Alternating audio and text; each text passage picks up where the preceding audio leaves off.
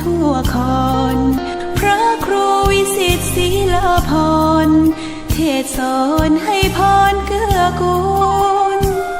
เจ้าคณะตำบลป่าแดดหน่อเนื้อนาบุญเจริญพรญาติโยมคุณร่วมบุญร่วมแรงศรัทธาพระเจ้าทันใจคู่วัดวังสิงห์คำบารมีเลิศล้ำญาติโยมเลื่อมใสบูชาครูบาเจ้าศรีวิชัยให้พรมวลมิตรสิทธา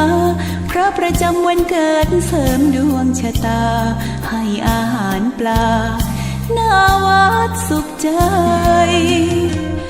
เชิญร่วมบุญสงน้ำพระธา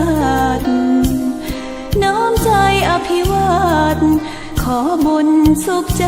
สุขกายไหว้พระขอพรองค์พระเจ้าทันใจหลวงพ่อประเสริฐเจริญพรอวยชัยให้ท่านสุขใจทั่วกัน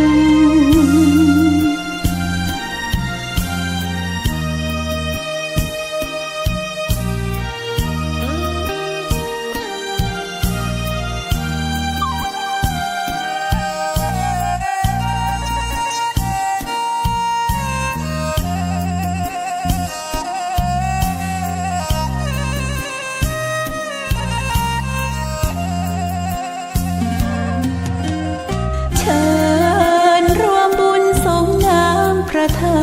ตุน้อมใจอภิวาทขอบุญสุขใจสุขกายไหว้พระขอพรองค์พระเจ้าทันใจหลวงพ่อประเสริฐเจริญพรอวยชัยให้ท่านสุขใจทั่วกัน